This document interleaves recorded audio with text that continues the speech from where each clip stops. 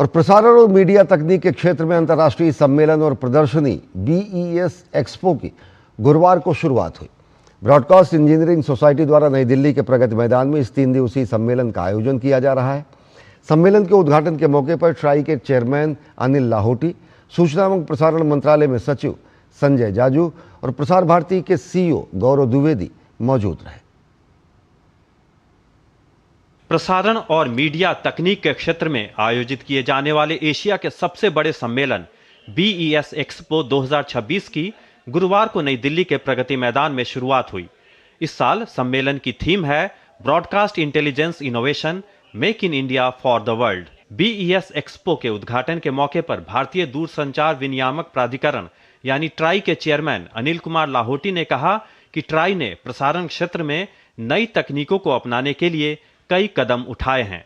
Try has been working to facilitate the adoption of technology in the broadcasting sector. In its recent past, we have taken proactive measures to bring out forward-looking policy recommendations and regulatory framework.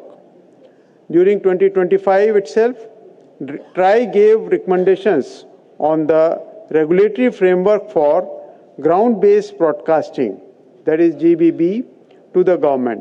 सूचना एवं प्रसारण मंत्रालय में सचिव संजय जाजू ने इस मौके पर कहा कि आर्टिफिशियल इंटेलिजेंस जैसी नई तकनीकों के आने से भविष्य में मीडिया और एंटरटेनमेंट इंडस्ट्री में बड़े बदलाव देखने को मिलेंगे।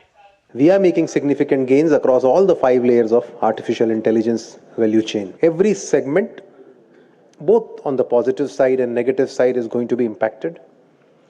But our segment, the media and the entertainment landscape, is definitely going to undergo a huge transformation with artificial intelligence coming in.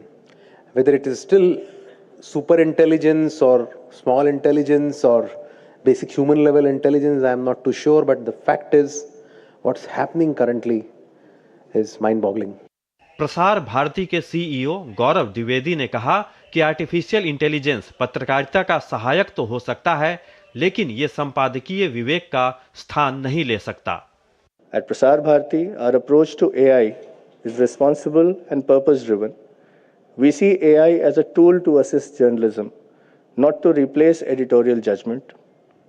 It is a tool to amplify Indian languages, not narrow narratives, and to improve efficiency without diluting accountability.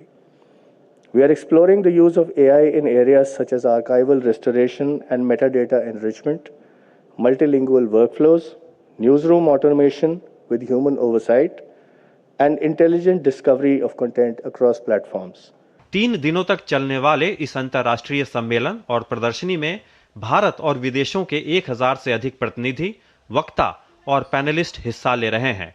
नई दिल्ली में अगले महीने आयोजित होने वाले AI impact summit के मद्देनजर इस सम्मेलन का आयोजन बेहद महत्वपूर्ण माना जा रहा है। Nishant Saurabh, DD news, Delhi.